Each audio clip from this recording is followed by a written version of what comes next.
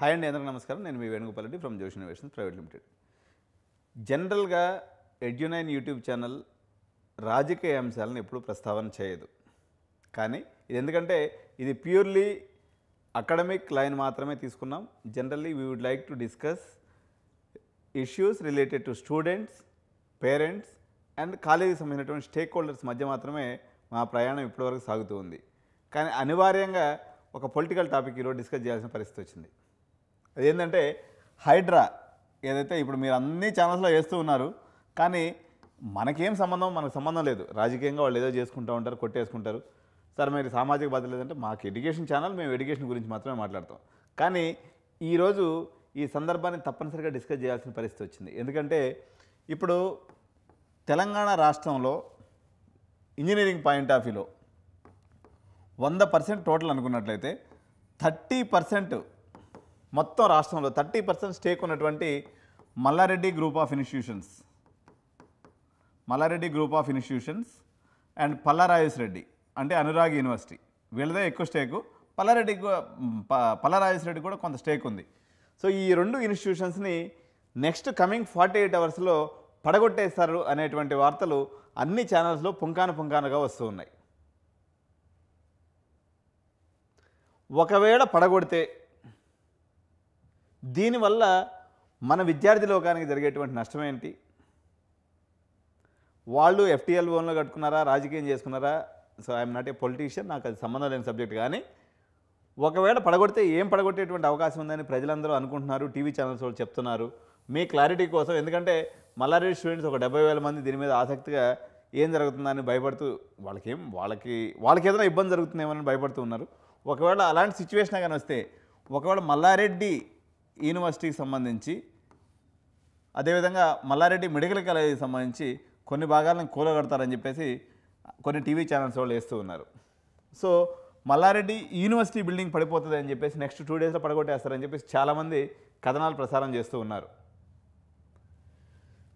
దగ్గర ఒక 5-6 వేల మంది పిల్లలు దాంట్లో ఉన్నారు. అదేవిధంగా మల్లారెడ్డి నర్సింగ్ కాలేజ్, ఇది కూడా ఏదో అక్కడ ఏదో చెరువు ఉందని చెప్పి అన్నారు. మల్లారెడ్డి మెడికల్ కాలేజీకి సంబంధించినటువంటి మరో బిల్డింగ్,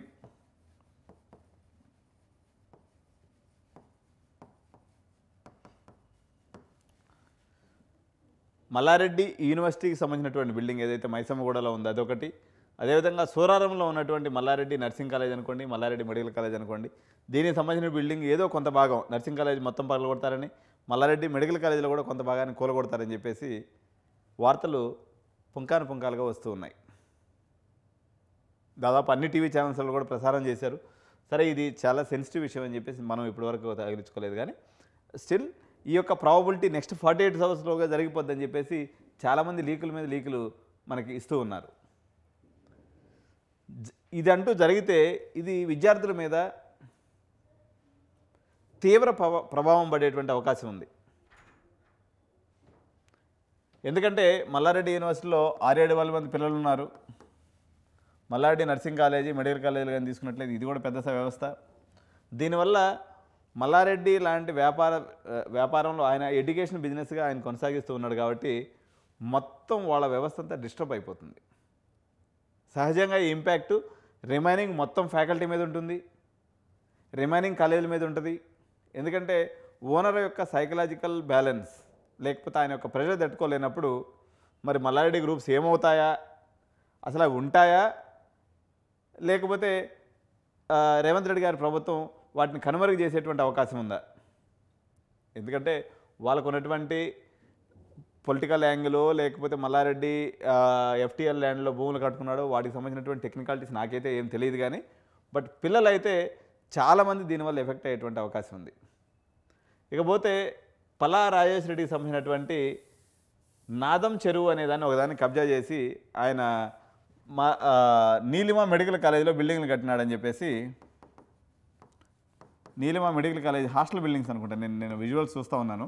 నాదం చెరువు దగ్గర ఉన్నటువంటి ఒక 2-3 బిల్డింగ్స్ ఏదైతే ఉన్నాయో అవి FTL ల్యాండ్లో ఉన్నాయని, వాటిని తక్షణమే కొలగొట్టేస్తారని చెప్పేసి వాళ్ళు హైకోర్టును కూడా ఆశ్రయించడం జరిగింది.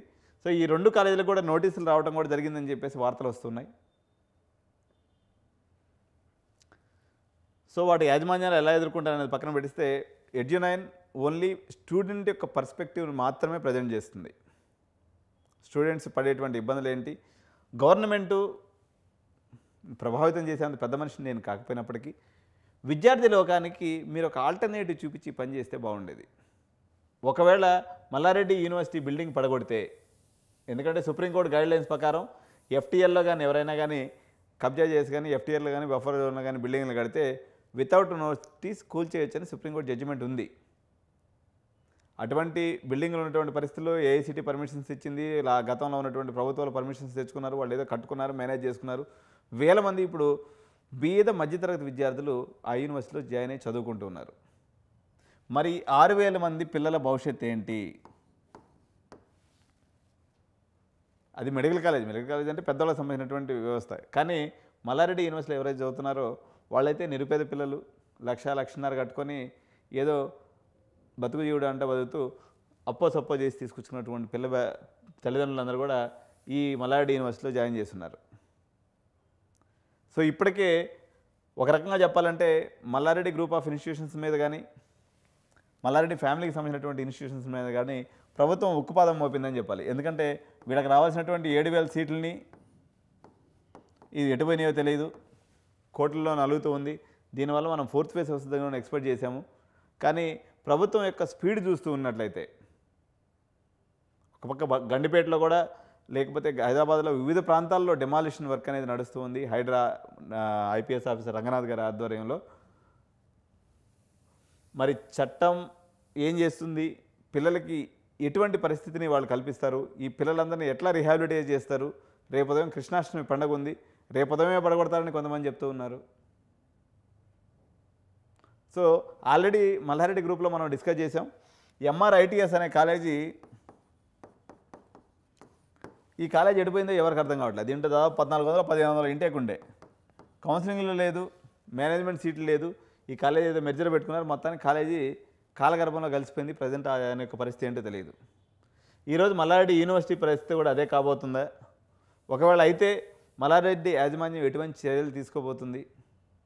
పిల్లల యొక్క ఇంట్రెస్ట్ని ప్రొటెక్ట్ చేయడంలో మరి యాజమాన్యం కానీ, మల్లారెడ్డి యాజమాన్యం కానీ, ప్రభుత్వం కానీ ఏదైనా చర్య తీసుకునేటువంటి అవకాశం ఉందా?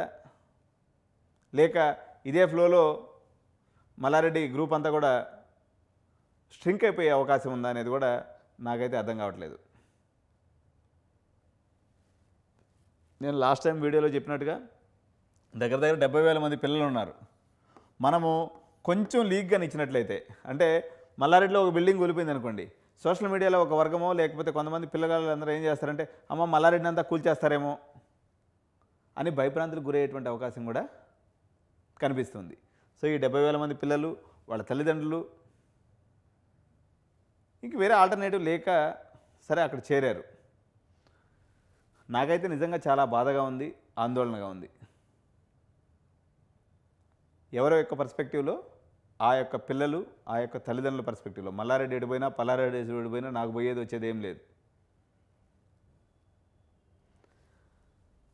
కానీ తప్పనిసరిగా ఇప్పుడు దాదాపు నిన్నటి నుంచి నేను గమనిస్తూ ఉంటే 24 అవర్స్లో దాదాపు అన్ని ఛానల్స్ ఇది మన బుల్డోజర్స్ ఏదో అంటారు, జేసీబీలో బుల్డోజర్స్ మల్లారెడ్డి వైపు పోతూ ఉన్నాయని, అనురాగ్ యూనివర్సిటీ వైపు పోతూ ఉన్నాయని కథనాలు, వాళ్ళు వెళ్తారో లేదో తెలియదు కానీ వార్తలు మాత్రం భలే ఫాస్ట్గా స్ప్రెడ్ అయిపోతున్నాయి. చాలామంది పిల్లలు ఫోన్ చేసి ఏం సార్ ఇదంతా నిజమేనా, జరుగుతుందా?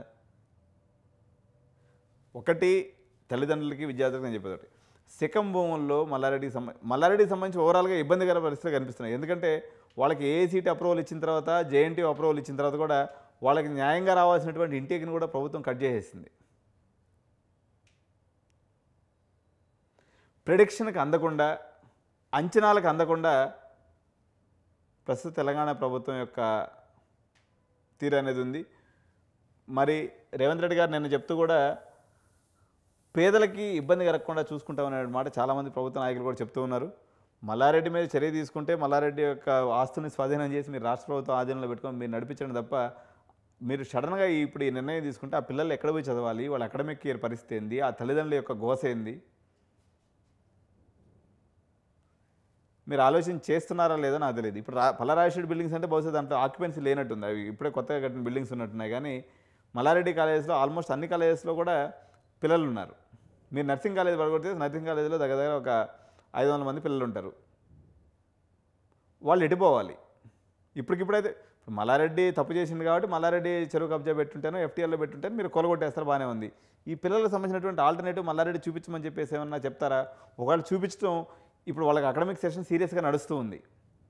ఈ టైంలో వాళ్ళు ఈ నెల రోజుల్లో 2 నెలల్లో వాళ్ళు బిల్డింగ్ చూపించేదానికి సమయం పడుతుంది కదా. నిజంగా వాళ్ళు ఆల్టర్నేటివ్ చూపించినా కూడా ఈ 2 నెలలు పిల్లలు కోల్పోయినటువంటి క్లాసుల పరిస్థితి ఏంది? వాళ్ళ తల్లిదండ్రుల పరిస్థితి ఏంది? వాళ్ళ మనోవేదనకి ఇదేంది? ఇప్పుడు గవర్నమెంటు పర్మిషన్ ఇచ్చింది, ఆయన కట్టుకున్నాడు, తర్వాత మీరు తప్పు అంటున్నారు, కూలగొడుతున్నారు, అదంతా బాగానే ఉంది. చట్టం తన పని తను చేసుకోబోద్ది. కానీ ఇందులో చిన్న చిన్న వ్యక్తులు, చిన్న చిన్న పేరెంట్స్, చిన్న చిన్న పిల్లలు, వాళ్ళు చాలా యంగ్స్టర్స్ అనమాట. వాళ్ళ మనసులో ఎటువంటి భావన ఏర్పడుతుంది, వాళ్ళు ఎంత మనోవేదనకు గురవుతారనేది కూడా ప్రభుత్వం గుర్తిస్తే బాగుండేది. కానీ వార్తలు అయితే మాత్రం అన్ని టీవీ ఛానల్స్ టెలికాస్ట్ చేస్తున్నాయి.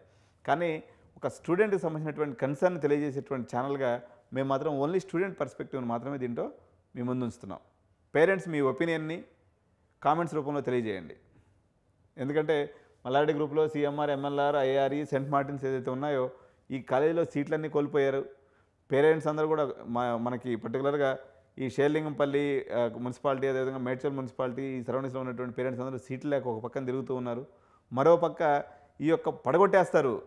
మామూలుగా వాళ్ళు అనుకుంటున్నారు ఎఫ్టీఎల్ ఆఫర్లో ఉన్నటువంటి ల్యాండ్స్ నాకు తెలిసి ఏదైనా ఉంటే యూనివర్సిటీలో కొంత భాగం ఉండొచ్చు, లేదా మెడికల్ కాలేజీలో ఉండొచ్చు. మల్లారెడ్డిని మొత్తం భూస్థాపితం చేస్తారేమో అని చెప్పేసి కొంతమంది పేరెంట్స్ నాకు ఫోన్ చేస్తున్నారు.